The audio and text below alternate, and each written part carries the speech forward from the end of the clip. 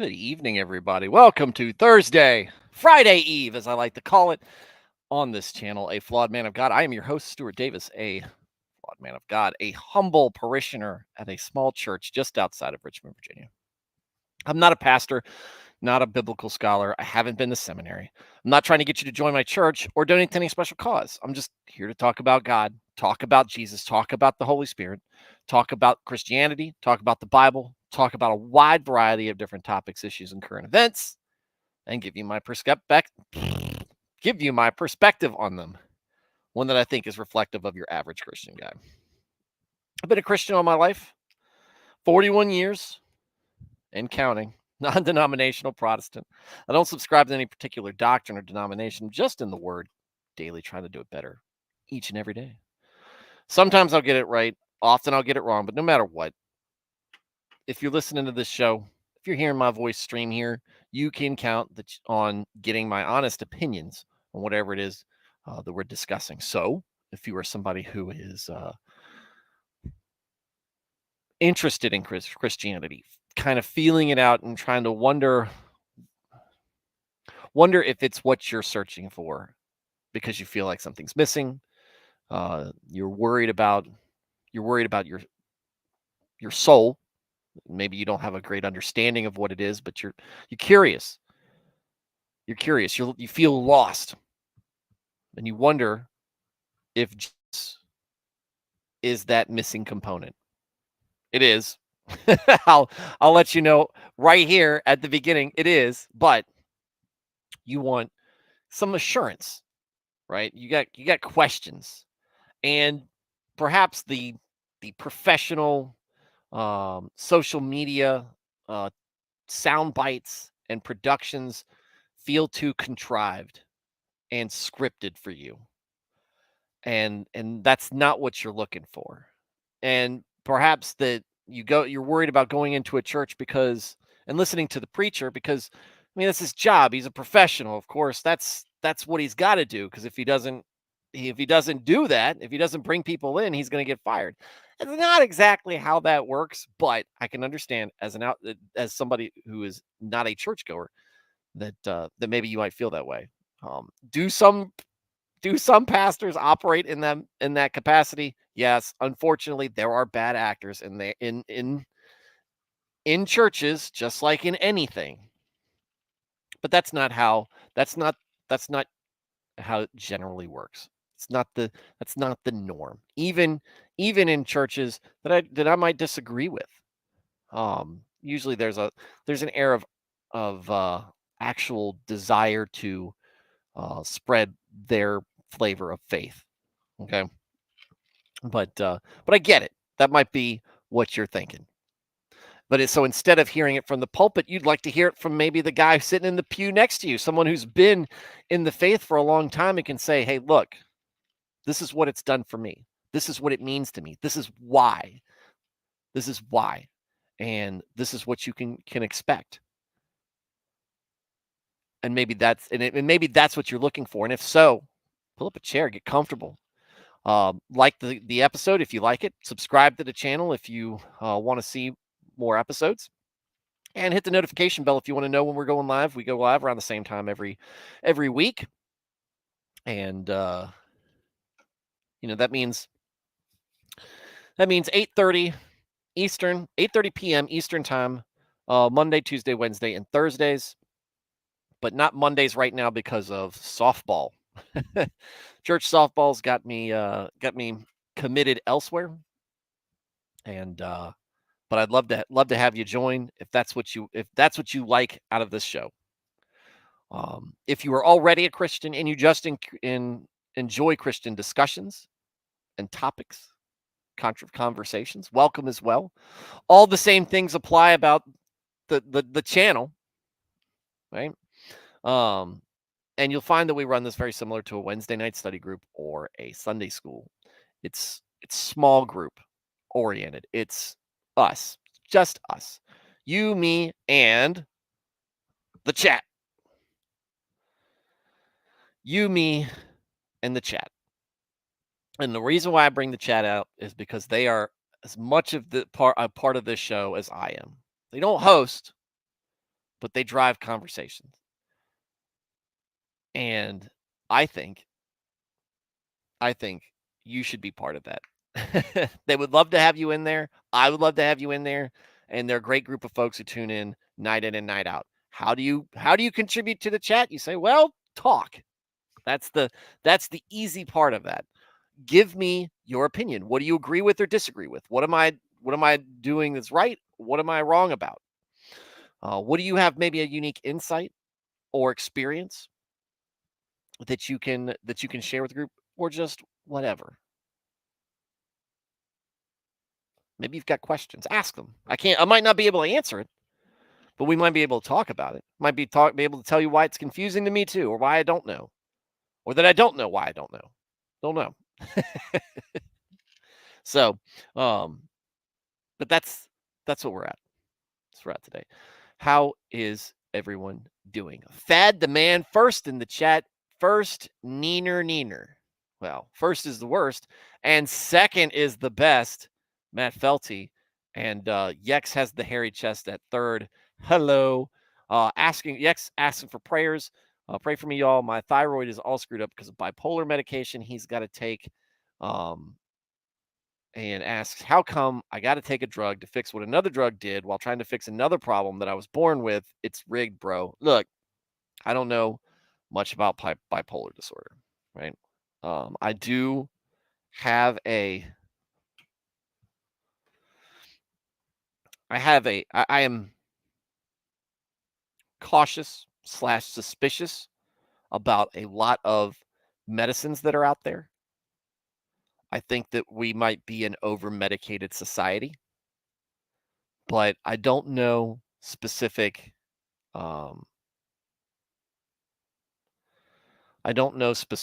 um, people's cases, right?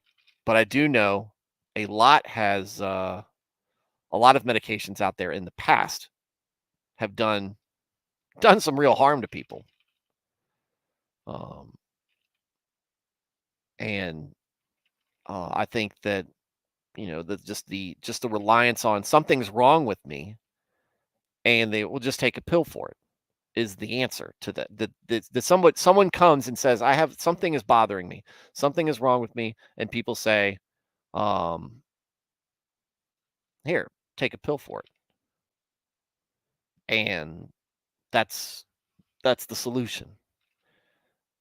But we don't know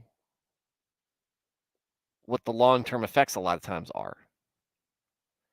And if and again, I don't know what a specific person's situation is. So I'm not going to tell somebody, "Hey, you don't need meds." But um uh I think that some issues um particularly around anxiety might be best remedied with uh leaning on God and leaning on your congregation, establishing a relationship with Jesus, establishing a relationship with a good, healthy church congregation.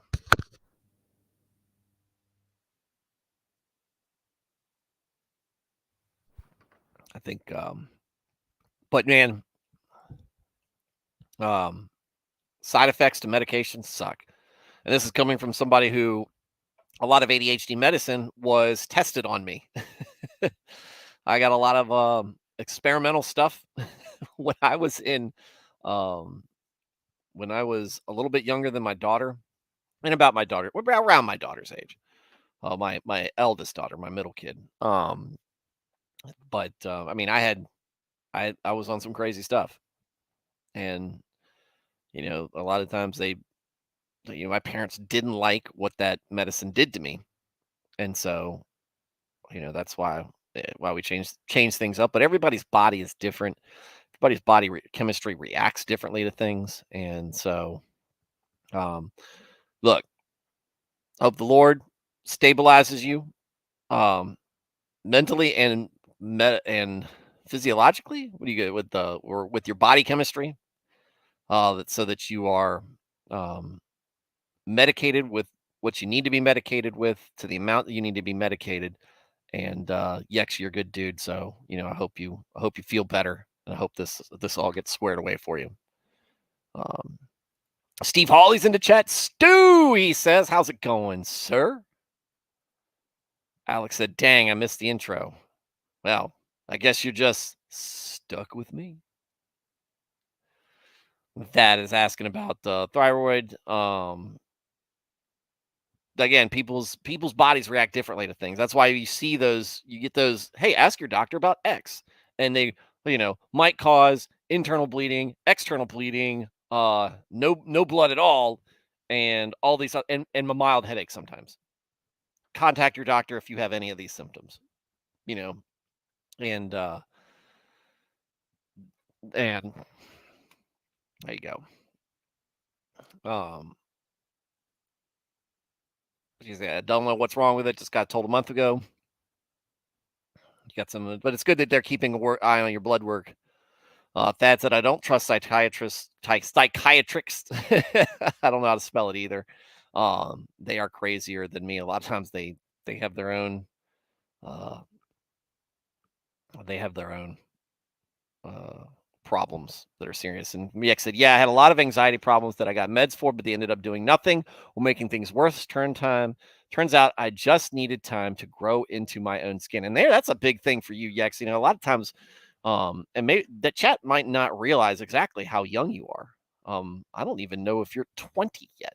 But you're close to that age, if I recall correctly.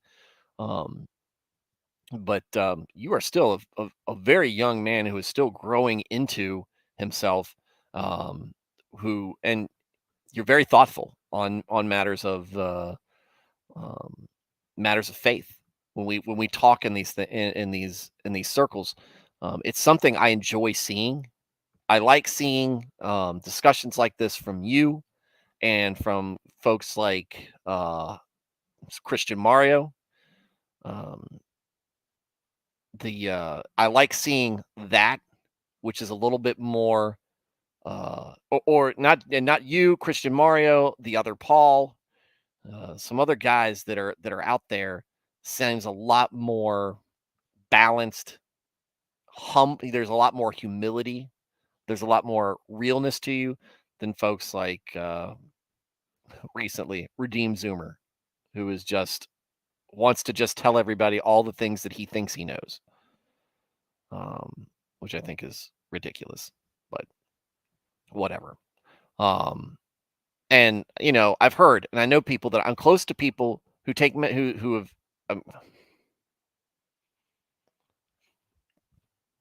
It's whatever. It's just popping off about anything, everything, because he could come up with a good.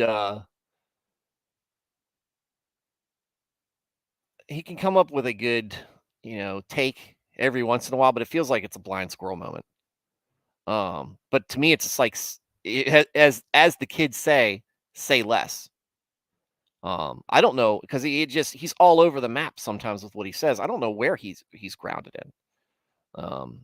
And part of that is, and that to me, the difference between someone like him and someone like a Christian Mario is, you know, a lot of times Mario's saying stuff tongue in cheek, or he's making a genuine observation that you can look and say, yeah, um, he's not trying to dig at his fellow Christians. Um, Whereas, and again, I think a lot of Christian Mario's um, takes are from a place of humility, of desire to know more about God and desire to serve Him more. And it's not flashy, right? It's when he's not goofing off, which is funny. When he's goofing off, he's hilarious. But when he's more serious, you see the earnestness and the humility, and it's not a look at me show, right? Whereas the tone that I get out of Resume Zoomer is, he's reading something, and because he reads it, he thinks he understands it completely, and he is now an expert to tell everybody what is and is not correct. And that's not the way to be, especially at all, but especially at that age when you've got a lot of things that you about life you just haven't learned. Um, And, as you go through life, you learn how to kind of absorb that and apply that to go, oh, now I get it. Now I better understand what God is saying. Or I better understand what my preacher is saying instead of taking it in a completely different way. So, um, he is, but I know anxiety medicines um, can often be like, or antidepressants is a great example. I hear that what they do is they don't necessarily make you feel happy; they make you feel nothing, and that gets a lot of people in trouble with self harm as well because they just don't care anymore. And I don't think that, to me, that's a worse place to be. How do you ever get yourself out of a bad situation when you don't care or feel about anything? I don't see how you get out of that. Um, so like I said, again, we're, as a society, we're over medicated. We look to and any type of struggle that we have to tie it to a condition, right? And if you have a condition, now all of a sudden you can't even with anything anymore. And how do you how, the lack of ability to, and this isn't a Zoomer, millennial, Gen X, Gen Z, or Gen X, Boomer. It's all of them, all up and down, because this is what society has tossed us, and folks from every generation are clinging on to this instead of going, maybe I do have something, but I still got to live my life. I've still got to go through the day to day. And I got to do what's best for me. A lot of people, because Serrano says right here very aptly, everybody on Twitter needs to be medicated. A lot of people who are on Twitter shouldn't be, for their own self help. Get off of Twitter, because there are people um who share too much information about their personal life, and the idea that you would share personal things the way that they share them to complete strangers is mind-boggling to me. I open up to you guys a fair amount about what goes on, what's on my mind, what may be going on in the day to day. But there's a lot of stuff that goes on that is personal to me, that is personal to my family, that I don't let you guys in on. And it's just because it's not just you guys. I'm putting this out there everywhere. Anybody can stop by here and read. And a lot of things about my life and about my family's life is not for public consumption. It's for us. It's for us. And the rest of the world doesn't need to draw conclusions on whatever it is I'm up to. And I would say the same for anybody else. And I see that go on, and I'm like, why are you doing this? Don't you have other people in your life that you can vent this stuff to? Why are you going to Twitter about this? Why are you going to social media about this? And it's not just Twitter. You see it on Facebook. People take family fights and family feuds, problems like that. They take it to Facebook, and it'll either be a over the top message, and they're tagging people that they're mad at, naming names, or they're being passive aggressive. And then you see the comment, and then the comment section blows up, and it's like, y'all are doing this over Facebook? Everybody can see this. It's like having a fight in the parking lot. um, it's not healthy. The sometimes conflict is healthy because you can get out raw feelings, and then you can move past it and work together. But both sides have to be willing. You can work together. But you do this stuff on Facebook, and it just seems like you're saying it because you don't care at all. You don't care about moving past it. You just want to you just want to be on show and display for everybody. And everybody has to know that you've been wronged. Stop it. Right? Um, and then I have seen people get fired from their job because they took They had a problem with something at work, got frustrated, went home. They're friends with umpteen coworkers. Talk about how they're frustrated with work. An ex-employee gets into the comment section and they have a field day bad mouthing the company. Everything's screenshotted because some of the coworkers that you're friends with ain't your friends. Screenshots were made, phone calls or text messages were exchanged, and 2 days later that person was fired. Well, what did you expect?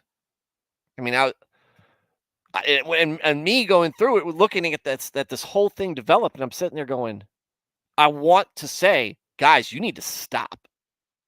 But at the same time, I said, I'm not getting involved in this because I'm not going to be implicated in any of this. Because I'm not. And I didn't. These are grown folks. Grown folks with grown folks' bills and grown folks' responsibility. They're all over Twitter. And they're all over Facebook. And we can't help ourselves. And when we get into Proverbs, which is the next book, there's going to be a ton of Proverbs that we're going to apply to social media. It is going to be a recurring thing. Just like Psalms written by David asking for help because people are trying to stab him in the back, or he needs to defeat his enemies. It's going to be that repetitive. We are going to be, because social media has so much to do with our daily lives now, and so much we just don't know how to handle ourselves. I don't know how to handle myself. Have you seen some of the stuff I do? I get in an argument with somebody at a drop of a hat.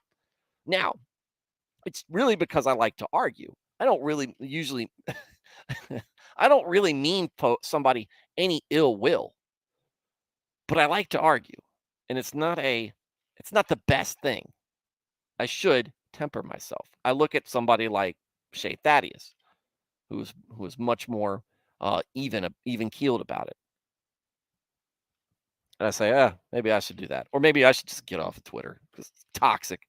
But then, I got you guys. Anyway. That said, don't take X if you're allergic to X. Them tweeter, yeah, you guys tweeter folks are on some illicit medication. Yeah. What identify with Potemkin? You'll have to elaborate on that. Thad said, inspiring philosophy does all these shorts on YouTube responding to all these weird things people say on Twitter or TikTok. Yeah. Yep.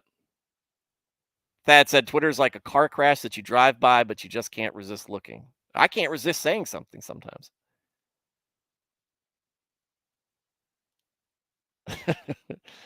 Alex said, yes, the feeling nothing is what many I know feel. That's just what I've heard. I've never been on antidepressants. You want to ask me about Ritalin? You want to ask me? I was on Adderall for a minute. And you want to ask me about some of the other stuff? I can tell you about that. And I can tell you what other people said that I was like compared to what I was like when I was off of it. But I just don't know that one. And again, a lot of people aren't on Ritalin anymore. Ritalin was an 80s and 90s things for ADHD kids. Thad said, this more Twitter. Better to remain silent and be thought a fool than to speak and remove all doubt. Mark Twain / Abraham Lincoln / Plato or whoever else.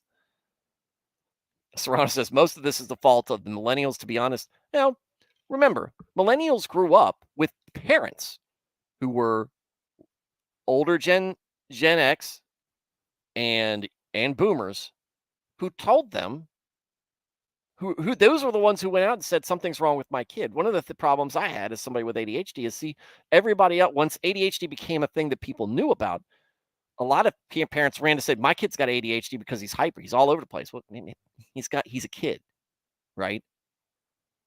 He's just a kid. He doesn't have all the other things that you look to that says, oh yeah. But put my kid on medication. Everybody's got ADHD now. If you go on Twitter, you can tell there's the weirdos that they want to make sure everybody knows they have it. They put it in their bio as like, I can't deal with it with my ADHD. Shut up. Shut up. But they were in a lot of ways they were raised that way. And you want to see why all the blame's getting put on boomers for that? It's a little column A, little column B there. Everybody's blaming each other. Meanwhile, Gen Xers and early millennials like Xennials is where I fall are kind of like, we just float. Yex said, but Stu, if I can't be cured of my passions by medicine, then I'll have to work out my salvation with fear and trembling. That's awful, Stu. I mean, we see in the Old Testament, in the beginning of the Old Testament, with the Pentateuch and Joshua, we see the establishment of what God expects for us to be as his people, as a community of his people, and how we're supposed to look out for each other and take care of each other. And we learn more about that as we talk about the church, how we're supposed to behave as a church, and holding each other accountable, but also loving on each other in grace and trying to live life like Jesus. Trying to live life closer to Jesus and being compassionate to each other and just balancing all that stuff out. But we're so stuck in our own heads and stuck in our own worlds that we don't want to deal with other people's problems. We want everybody to deal with our problems. And we shouldn't be that way. Again, what is the congregation? What is a positive congregation? It's one of the big signs is I can lean on them, and I know that they know that they can lean on me. And it is a two-way street. You can't take. You got to give. Now, maybe you are in such a bad place mentally that you can't give back mentally. Maybe you can by just, again, acts of service and stuff like that. Where can I put other things? Where can I put some sort of use? Let me help. Let me try to give back. Because if all you do is take, you're going to get in a mindset that that's what's supposed to happen.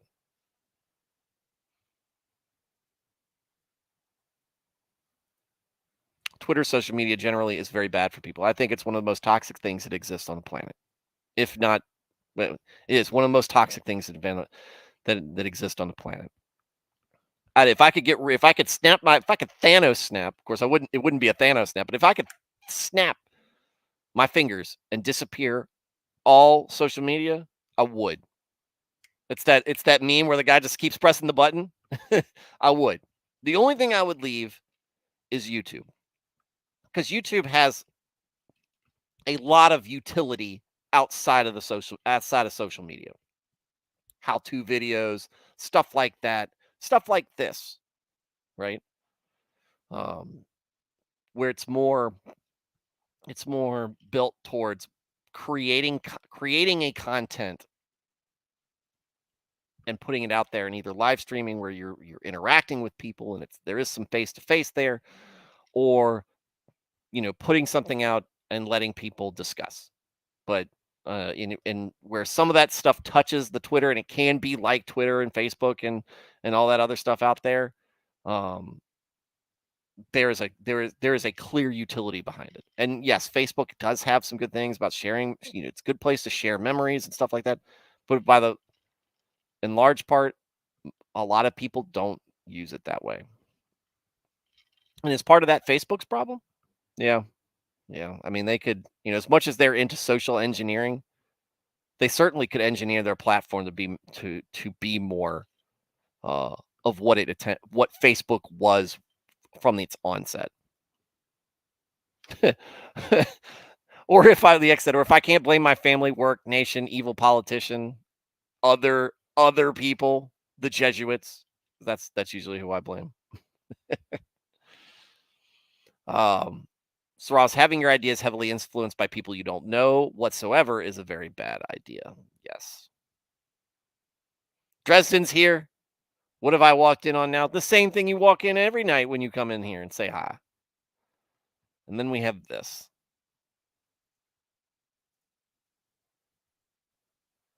Serranos, I love arguing. Why do you think I share my opinions on anime? Because all your opinions on anime stink.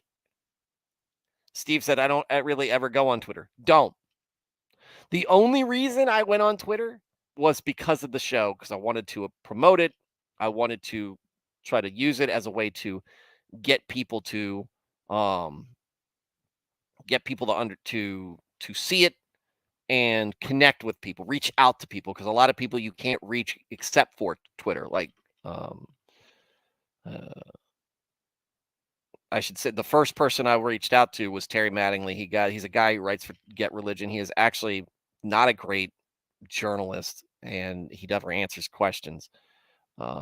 He refuses to elaborate, and he's got just generally bad takes. But that was the first thing where I reached out to him and say, "Hey, I'm discussing one of your articles on my show. I just wanted to let you know and make sure you know I'm giving you credit for things that you wrote." And then I tied in with and then I got involved with Christian Twitter, and I realized it is a huge circular firing squad. But it also got me connected to people like Hans Feeney, Pastor Keith, Thaddeus Patrick, Christian Mario, etc. Guys like Yex. Yex came to my show through Twitter.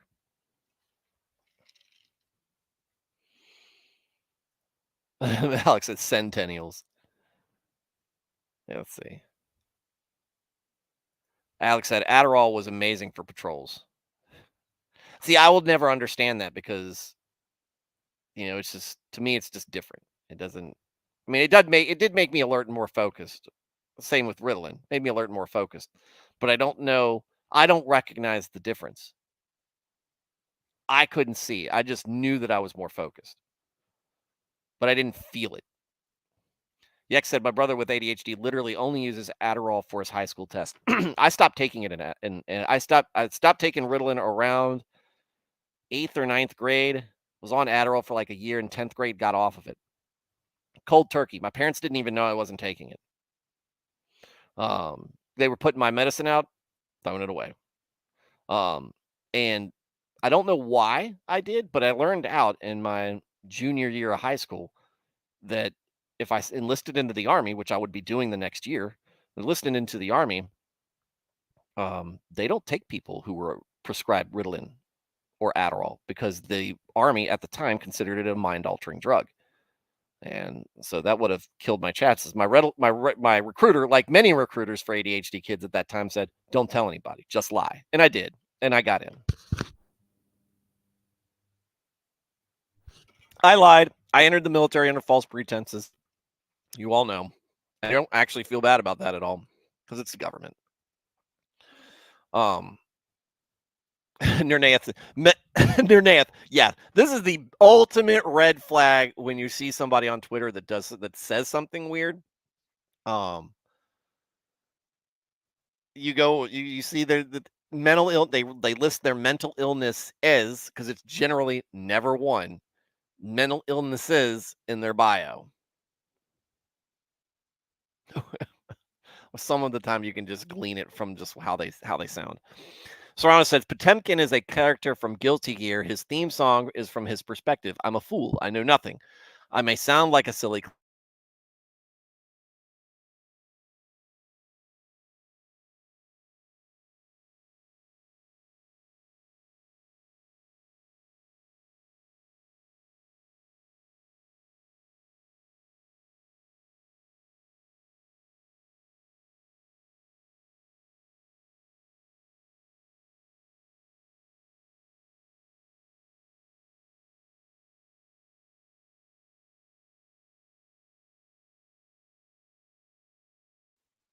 I'm back. I'm back. I don't know what happened. I got the I'm getting the bad the all right, it looks like it's cleared up. Looks like it's cleared up. Whew. Dresden. Stop it. Well, Matt Feltley, let steadfastness have its full effect, that you may be perfect and complete, lacking in nothing. James 1:4. Patience, steadfast, long suffering, carry your cross, and let God work supernaturally. I mean, we might argue with scripture. Alex says you will need it for the end for guest. Yes. And I learned that from, again, many things. I got that information from Nick. Um, Great dude. I need to text him and thank him again for just getting me started. Dresden said, Stu got a Twitter. I'm going to harass him now after hours. Go ahead. Lucy trolled me the other night, a couple of weeks ago, because I was talking about the Reds. And he came in and said the Reds suck. And I didn't know that was him. And I was like, oh, what do you know? Cool story, bro. And then I wait a minute.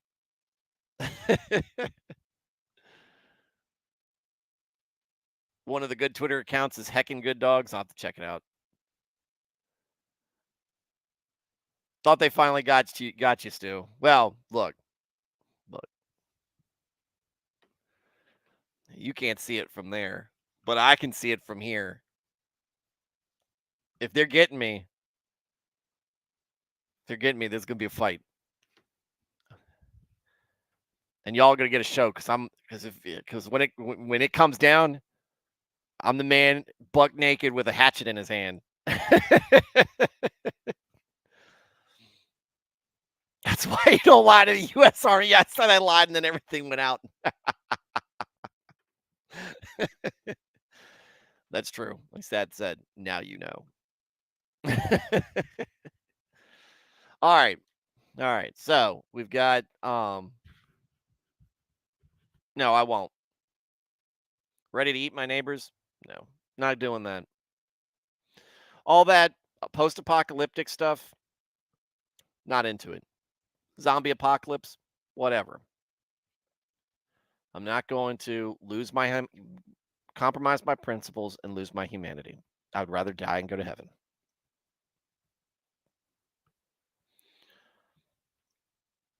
Rather die and go to heaven. Rather starve.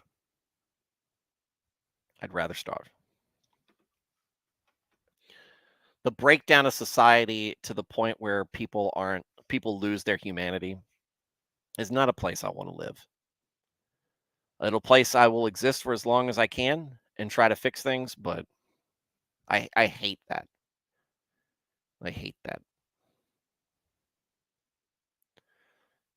All right. Psalms tonight, if you're listening, Alex, are both pretty short, I believe. 128 is, and 129 also is. 8 verses on the last one, 6 verses. 6 verses and 8 verses, respectfully. So, let's get into it. Last night's I loved it. The thing about being a parent that it put in there, I did not see that coming. But when I read it, I was like, oh my goodness. God gets it. People get it.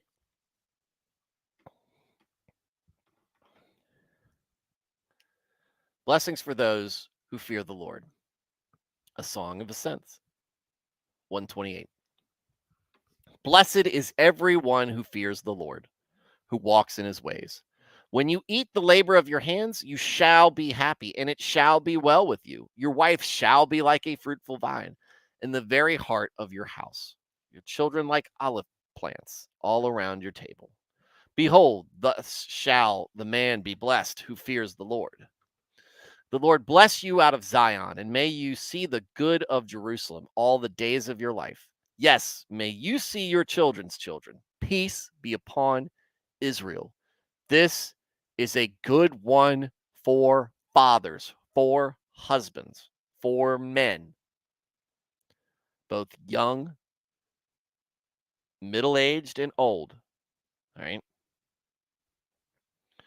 This is somebody I was reckless and irresponsible. Not in some ways very bad, in some ways not. I have early on, and me and my wife were dating, I was not the boyfriend, fiance, or husband I could have been. I should have been. There were failures in my role and me fulfilling that role, and it led to sins, right? And things that I should have known better. I should have led my family better. I should have made better decisions.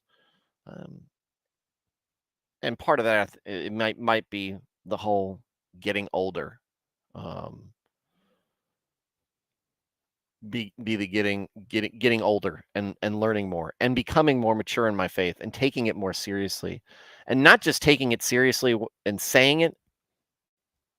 Like, I was talking to my son about being a goalie. You don't just want to say when you're in the goal, and I use this perspective for because I played goalie and defense in soccer. I loved it. I relished it. I was very aggressive where my son is not as aggressive in his play. Um, but he's also a much better behaved kid. Um, I was overly aggressive, but when I was in the goal, I owned that goalie box, and I wanted to get hurt. I wanted to jump in there into the fray. I wanted to be the guy. If you wanted to get to that goal, you better take that shot before I get to you, because I'm gonna get that ball. I'm gonna smack it away, whatever. Um, but that was my mindset. Dominate, dominate. And I told my son, I was like, you got to dominate, and you can't just say I'm gonna dominate. You have to feel it. You have to really want to do it. You have to make that your identity. You have to that has to be your mindset and not just something you say. And we were kind of talking about it last night when we were talking about, do you just say, what is faith? Do you just say you believe? Again, you could say, I believe. And maybe that means that you will not, you'll stand on your principles some of the time because they are Christian principles. They are commandments from God. But where's that line in the sand and where do you cower? I had places where I cowered. I should have stood firm. As I got older, got more mature in it, got connected with church again, that stuff came back. What happened? My wife, who is an agnostic, came to Christ. She has become an amazing Christian. And um and we have our the balance in our relationship has improved greatly. We have learned kind of where our roles need to be and where we need to sit in them. And we help each other from our own roles, and to make sure that the kind of hold the other one accountable, make sure that we're in those roles appropriately. And because of that, this is why this is where this psalm is. Blessed is everyone who fears the Lord, who walks in his ways, doing the things that God wants us to do, right? When you eat the labor of your hands, you shall be happy, and it shall be well with you. When you are reaping what you sow, right? That's what when you are getting back what you have put in, and you have done you have put in the things that God wants you to put into your life and invest, and you get back what you get back is blessings. You shall be happy. It shall be well with you. Your wife shall be like a fruitful vine. In the very heart of your house, your children are like olive plants all around your table. These are blessings. These are great things. This is richness. This is not, again, there's more to life than, there's way more to life than just financial success, material things, family. Just covered it in the psalm last night. Thinking about a full quiver of kids. um, Like arrows in the hand of a warrior, so are the children of one's youth. Happy is the man who has his quiver full of them. They shall not be ashamed.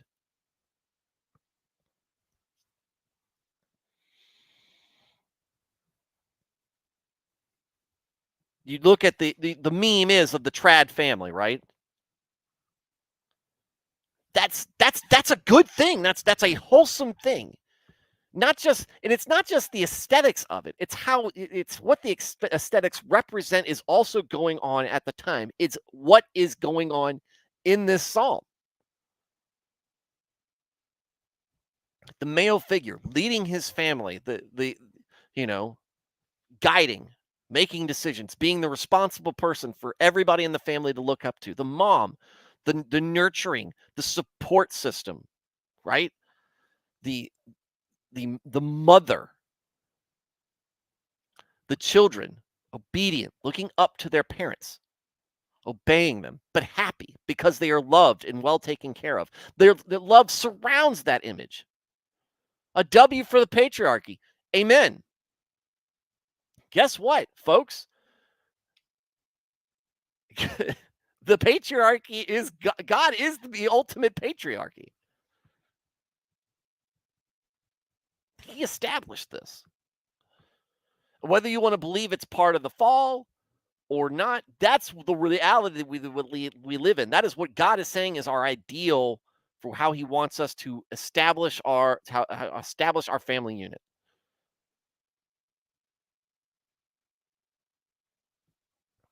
And you see that, and the unfortunate thing is, not every family has all those components. There's a lot of single parents out there. There are dads who have run off away from their families, deadbeats. There are women who have run around and taken children from their fathers. There are parents who have died.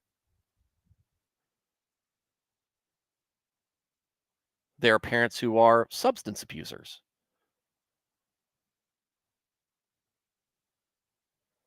There are kids with problems,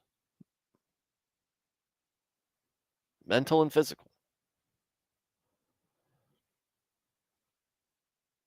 There are parents with mental problems, and you see that when you don't, that there is more struggle, and statistically it proves itself. There's more struggle, and it is harder to overcome the obstacles that happen in life when you don't have that. That's not to say that you can't do that. You can't succeed, but it is difficult, and we see it in the Bible.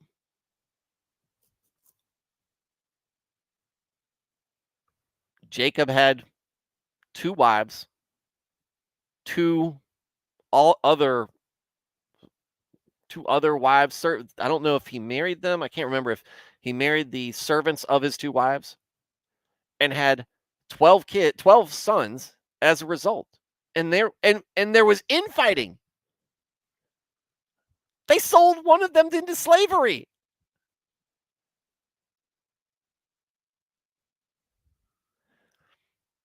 And that's not the only case. That's just the easiest one to bring to mind.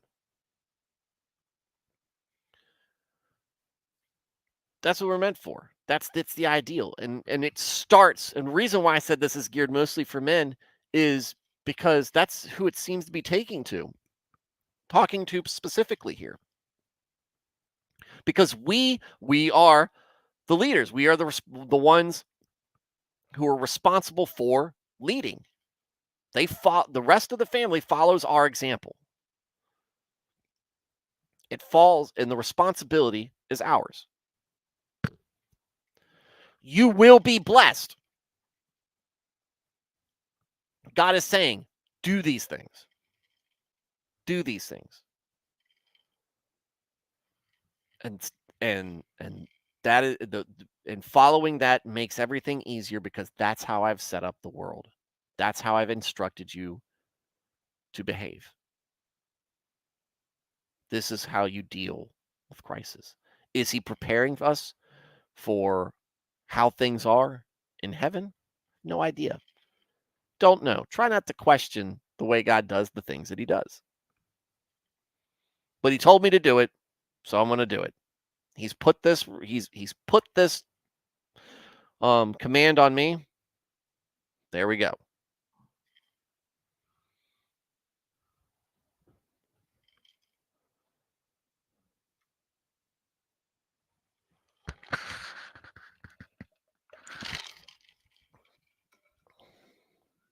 Alex said, "Same, Stu.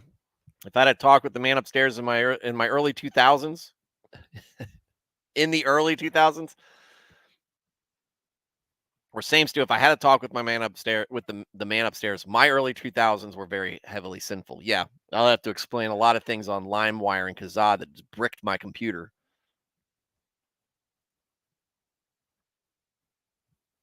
Oops.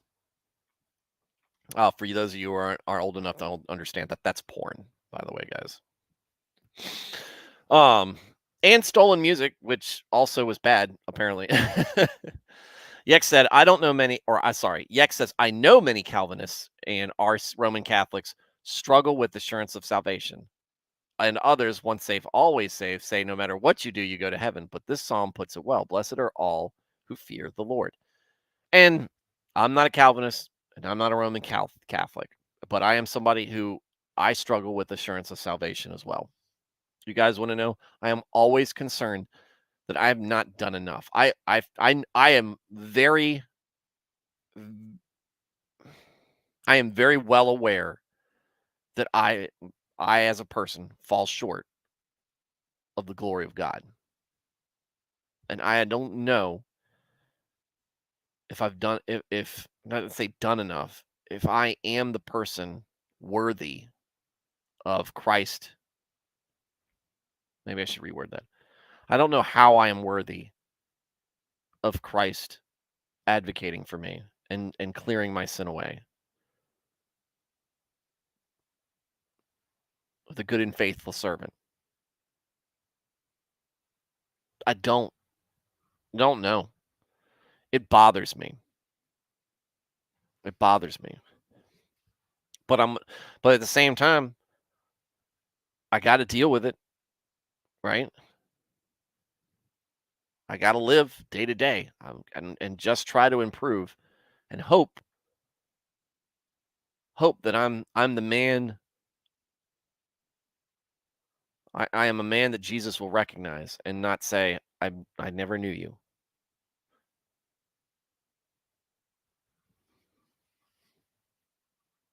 The fear of the assurance of salvation, and then the fear that all the things that I put my faith in are wrong.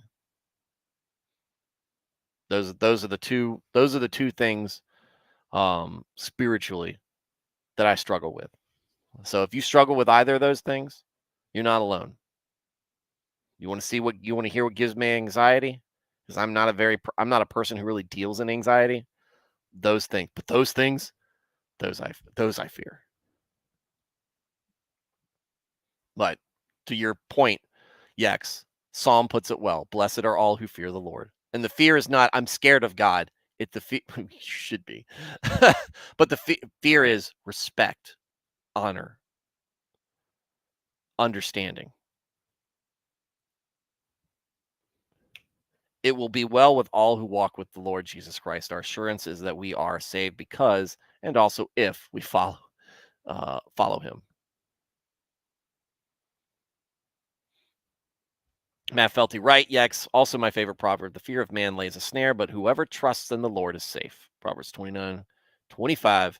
ESV. No spoilers, Matthew. We're not in Proverbs yet. It's right around the corner. Hold your horses. And your name said, I used to make Christian feminists in college mad by saying God is the ultimate patriarchy. Well, you're not wrong. You're not wrong. Serranos, there are Serranuses in the world. Yex says, we will never be worthy, but Christ is always working within us to bring us closer to the saint he made us to be. It takes work, it takes faith, it takes effort, humility, tears, etc., etc.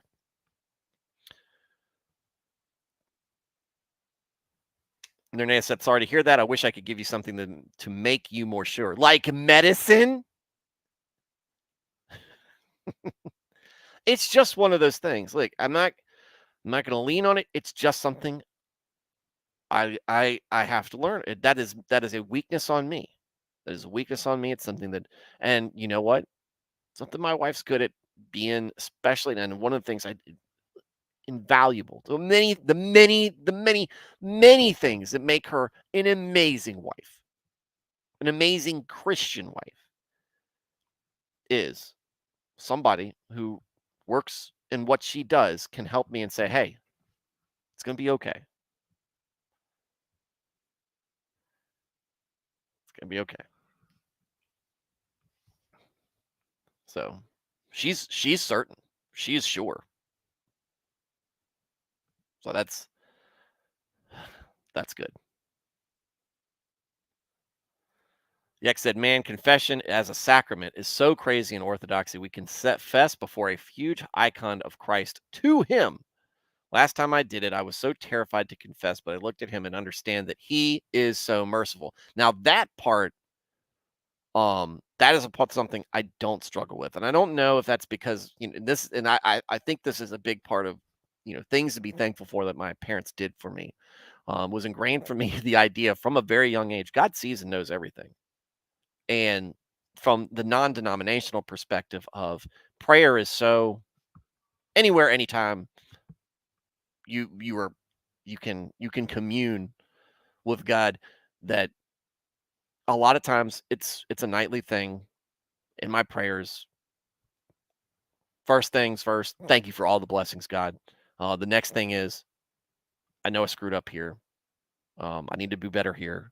Um, it's kind of like what I was talking about with my son, how I talk to him. It's like going over what I've done wrong, what I need to improve on, um, asking for help, asking for guidance, asking for more blessings because I've clearly got a ton. I've clearly got enough, right? You can all just never never stop asking, never stop asking. But it's that's what I do, and so it's not it's not that I'm terrified to confess because it's I'm comfortable with the idea that he already knows. So there's no sense in sugarcoating it. Now, I have some vision that at at the end during judgment, is there a point where all of my sins are kind of laid waste to me?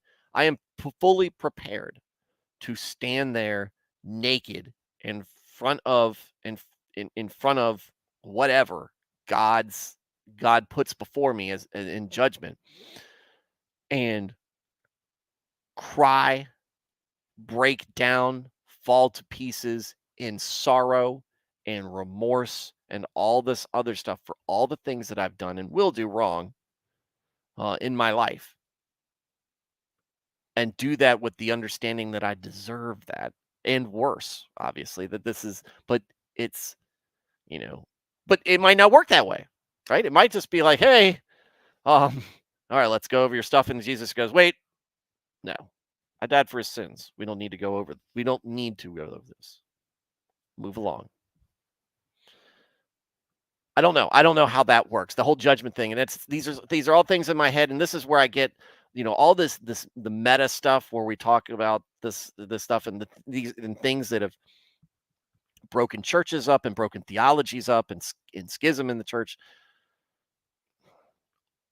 Keep the main thing, right? That's what helps me, Yex, in that um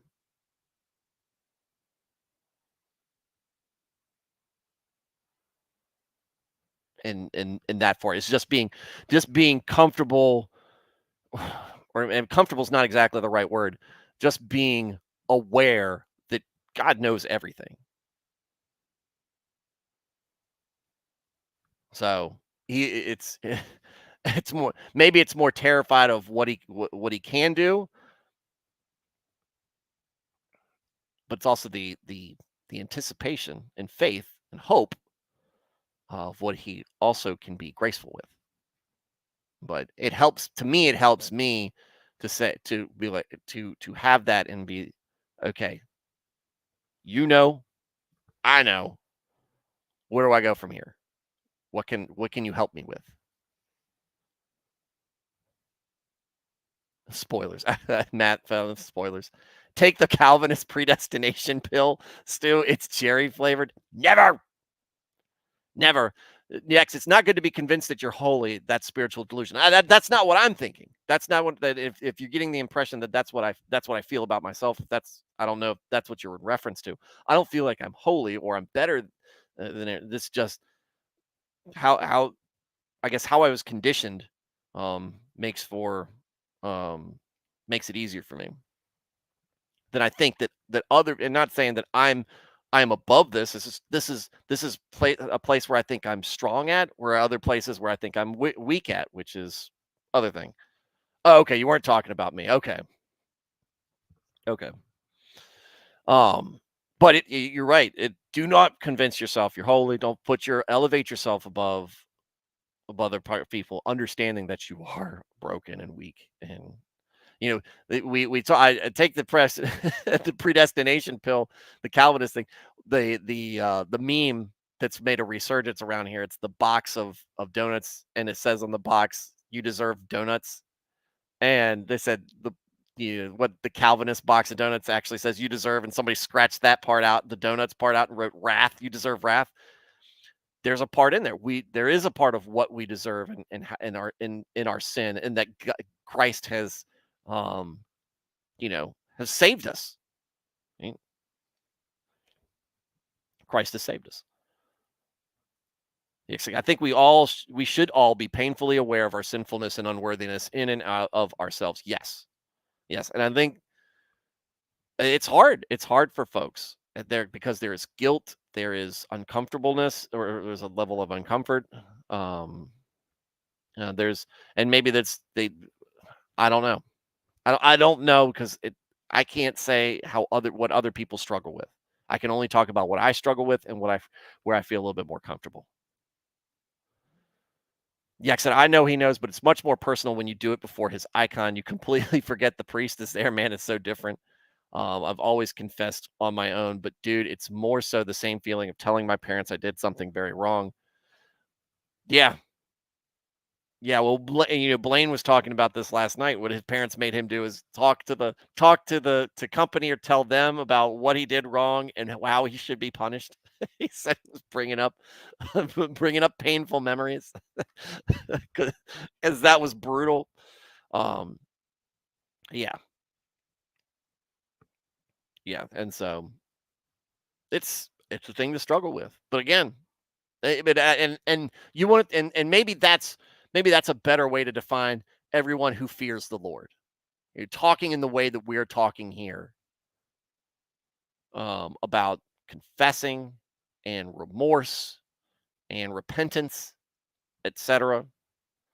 Um, when we are when we are sinning, we do not follow God's rules. And that's the thing. This is You want to bookmark one to go back to when you're like, what does God want from me as a father? What is it about expecting me to expect from me as a husband? Bookmark Psalm 128. That's a great one.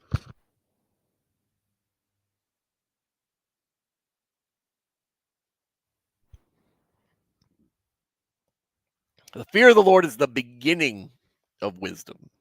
I like that. All right, 129.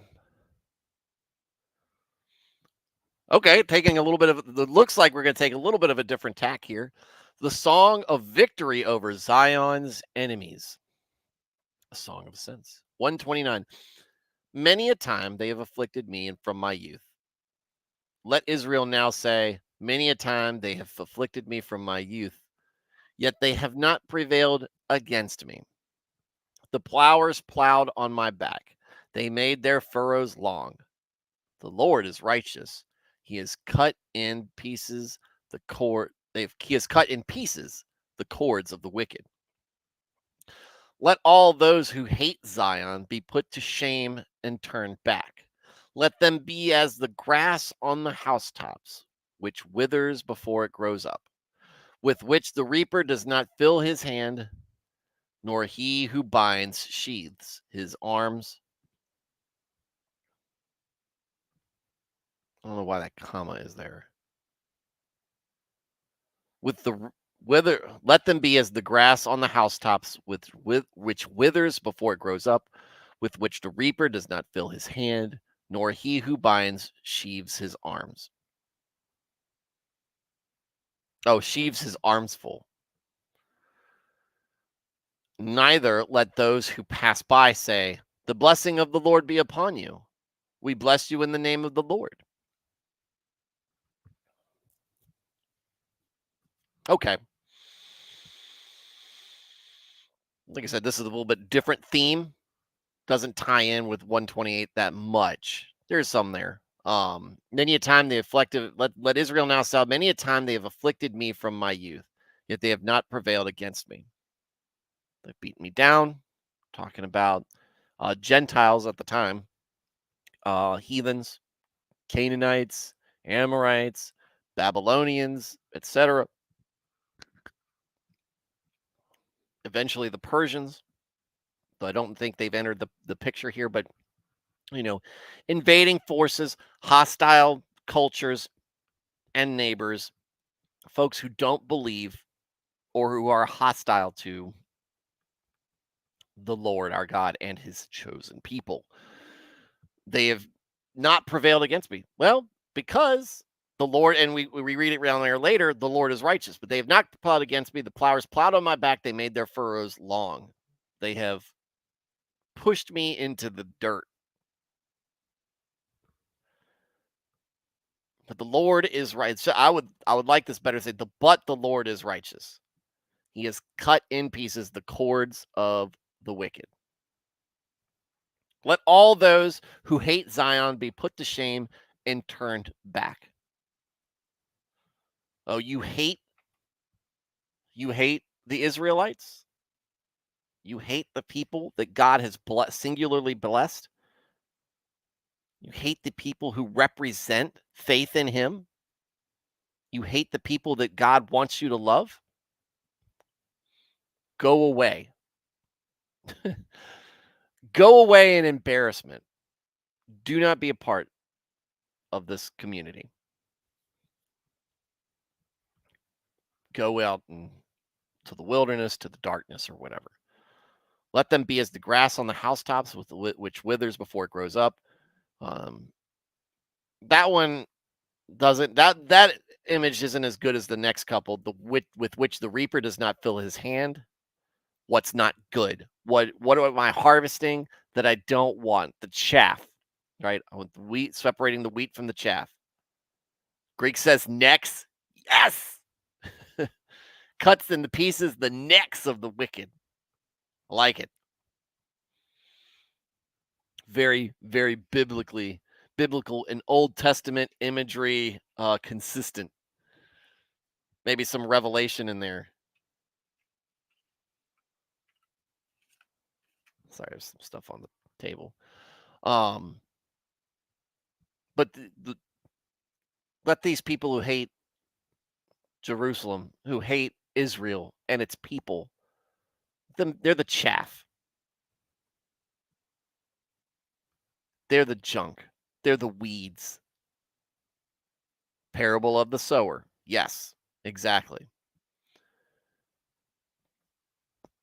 Neither let those who pass them by say, the blessing of the Lord be upon you. We bless you in the name of the Lord. You've turned your back on God and his people. Guess what? You've turned your back on blessings. Why would we want to bless you in the name of a God that you clearly don't respect, hate, don't believe in, or whatever? It's kind of like shunning. We're not Mennonites or Amish here, but the term makes sense. The term comes to mind for me. You're not part of our community. We separate you out, turn you away in embarrassment. We're not going to say, "Oh, God bless you, sir," because why would I? You don't want it. You clearly don't, because you don't want it. You don't want what comes in. And we go back to what faith is. You don't want what comes with faith.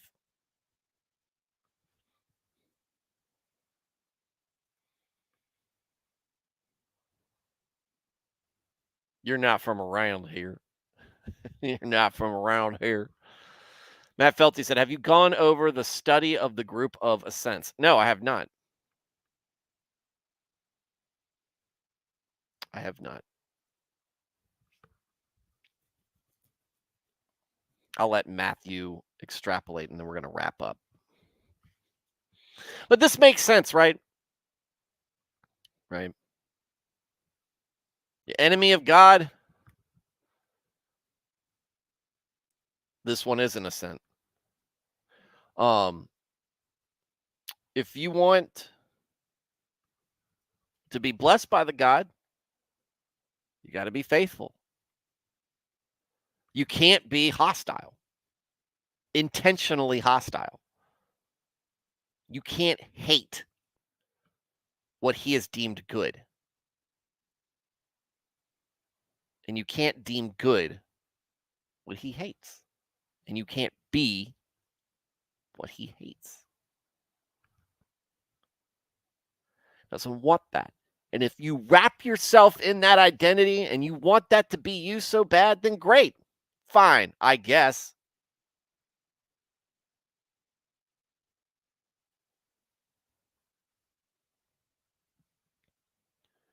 But you're giving up all the good stuff. You're giving up the blessings. You're giving up being part of being in um God's presence. You're giving up that place that Jesus has set aside is preparing for you. And there you have it. All right. So, still haven't come up with an idea for Fridays yet. Still something I'm working on. I have a feeling I'm going to be busy tomorrow night, though. Anyway, um, Matt Felty said it's intriguing. Oh, Alex Moore says first, nice crowd tonight. It's a nice crowd almost every night. Whenever at least one of you is there, it's a big enough crowd. It's a nice enough crowd for me. Matt said it's intriguing. Pilgrim songs, things you have in mind while traveling and going up the steps. Okay. Kind of like a litany, but like a personal litany. I go, but Yex has mentioned that they go like when they're going through their time of, I guess, time of Lent. Yeah, Yex, do I remember that correctly? Um, but around this time, close to Easter, um, that's when they are using basically Psalms 120 to 130 something. And this is one, and we see the Song of Ascents, and they do feel like something that is good to kind of, I mean, not chant, but kind of repeat in your mind, almost like a prayer. Um, it's a little alien to us as non-denominationals and lower church folks, like myself, but something that's much more prevalent within Orthodoxy, Roman Catholicism, and Lutherans and Anglicans. So yeah. But, I mean, that's cool, and that kinda has that feel to it. Yeah.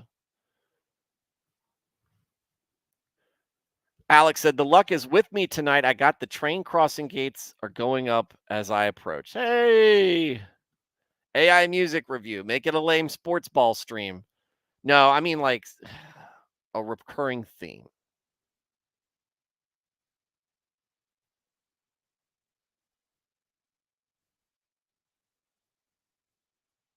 A flawed Minecraft server when? In Minecraft. Minecraft puts me to sleep.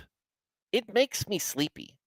I've tried playing with my kids a couple of times, and we've got a little thing, and they love it. I play it, and I'm like in this chair, me playing Minecraft about 20 minutes in.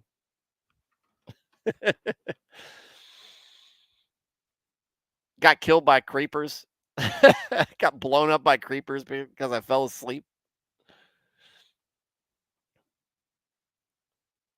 Lost all my loot.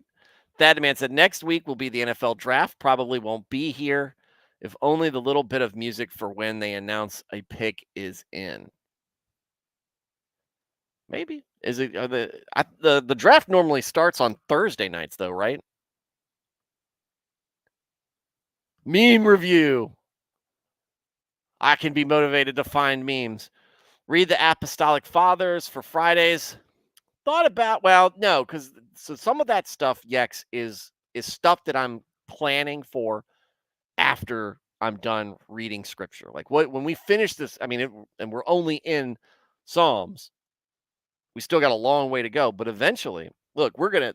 Psalms is very long. It's the longest we've ever stayed in one book for obvious reasons. Proverbs doesn't last long. Ecclesiastes, Song of Solomon, very short, right? 8 chapters. Isaiah, I think Isaiah's long. Isaiah will be in there for a while. Jeremiah's pretty long too. Some of the big books of prophecy are going to be long, but then you get to these last books right here, like Jonah. Well, Jonah's going to be a little bit longer, but um, just because I think there's going to be a lot of discussion on there. But look at Malachi, four. That's going to be 2 nights. It's going to be 2 nights long. Haggai, 1 night.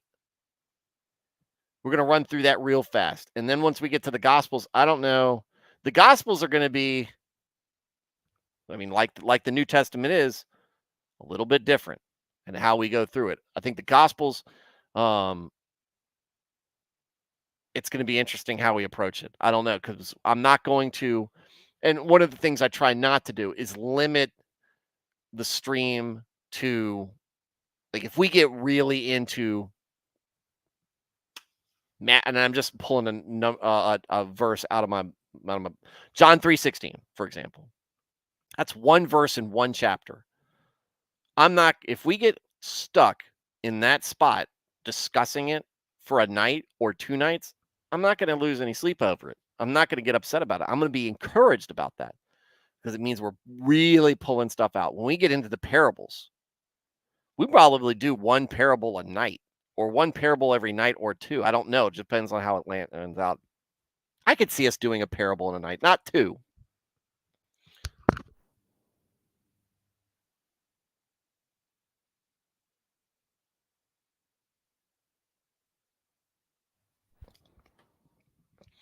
Um, the Sermon on the Mount.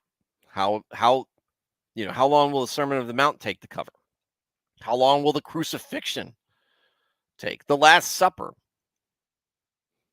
The letters from Paul. Revelation.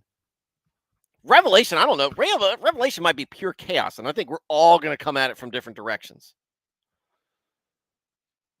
Yes, a bit. Like I said, Nernath, the one that I'm really striving for, and I haven't done any extra work on it, is a Friday night Christian D&D.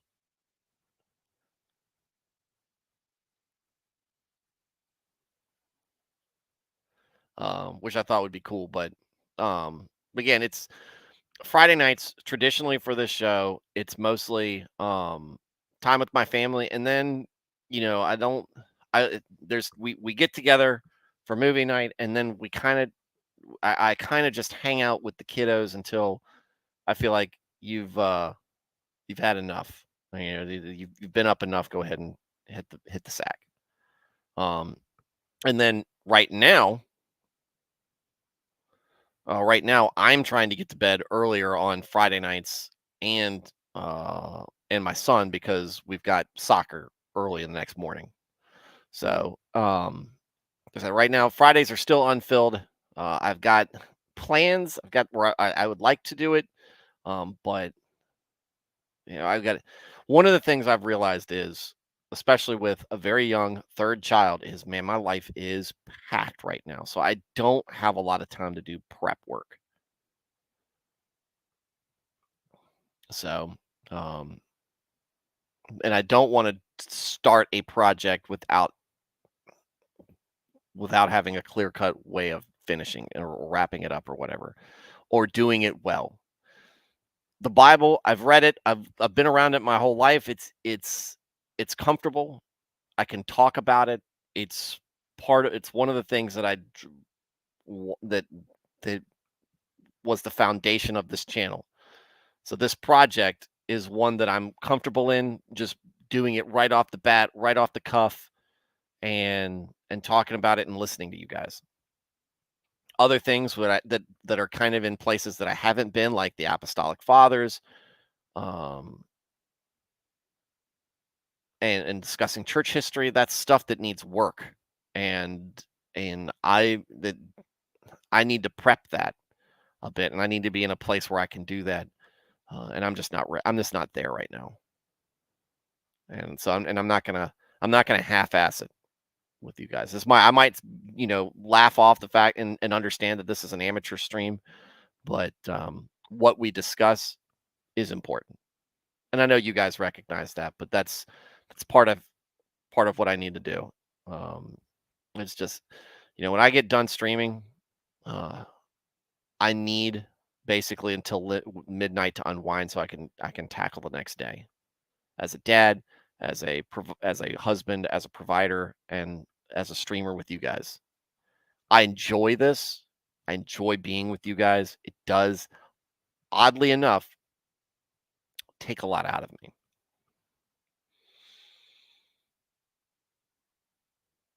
And I never really understood it until, because I figured it would probably be easy. I love talking. I love running my mouth off. It's hard for me to shut up often, but once I started doing it, I'm like, whoa, this takes a lot out of you. And the thing that takes the most out of me is interviews. Interviews wipe me out. So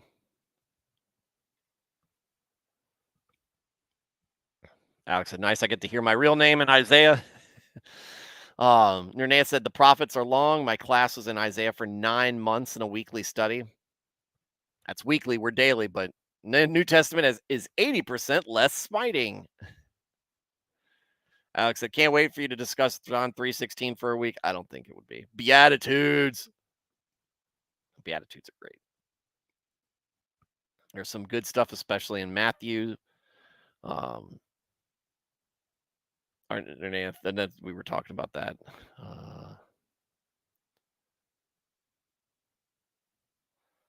My old favorite JW verse about a verse in Ephesians about bad associations. Are you talking about Jehovah's Witness?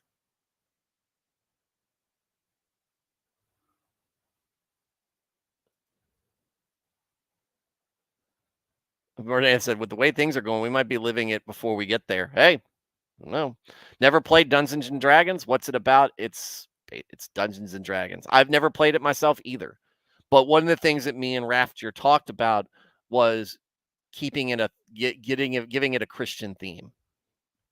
And so and where how we want to set it. There was one of the Dungeons and Dragons does have a rule book. It has a guidebook with different things and rules and how to play and everything. But one of the beauties behind it is that you can take that as guidelines and then make it into whatever you want.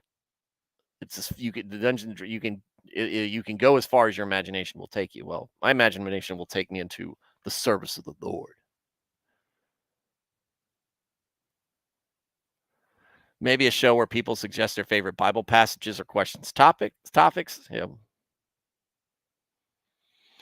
Dark mode and a lower blue light monitor may help. Yeah. Although I have no problem getting to sleep. But it's not the sleeping part. It's I need time to kind of decompress, to kind of just I just need to zone out. And then around midnight is usually all right. I'm good. I've got it everything that I've absorbed through the day. I've kind of got it out of my system. Had time to process things. Head out. Go to bed. Talk to God on the way out. Yeah, that breaks the game. Also is blasphemous. Can you merge live streams like during a trial? I mean, I can a stream snipe. Like during a trial when Creator or others have people join in. I haven't talked to him about that. The last I haven't talked to him in a while, actually. It's been almost a year since I've caught his show. It's been a year since we hung out in Philly. It's just, baby born in May and, investing in the show and focusing on the show. The last I talked to him, he wanted to bring me on whenever he decided he was going to put together his, faith streams as a as a guy, as a personality, as someone who will talk about it. But I don't know if if he ever even got a line, uh, even got around to it. So, and I haven't seen any of the trials or anything.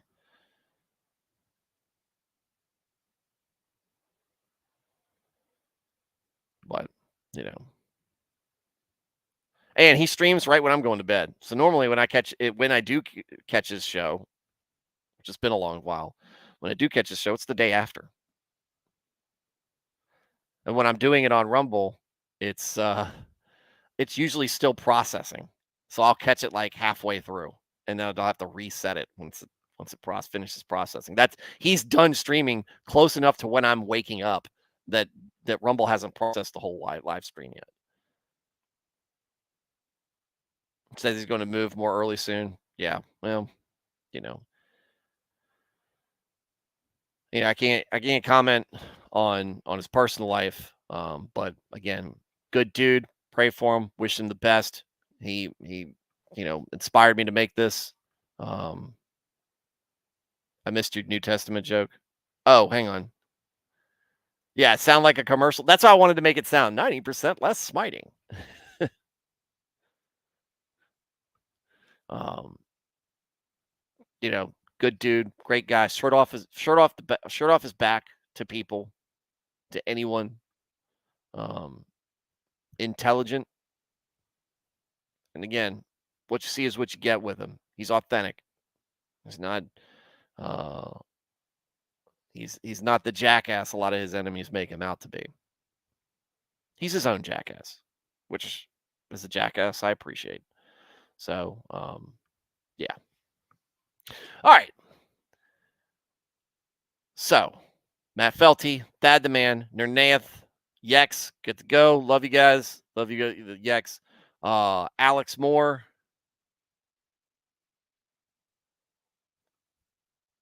Blaine, who also said the secret is by not chatting, I don't scare away the people here to listen to scripture. But I am. I'm not shutting up.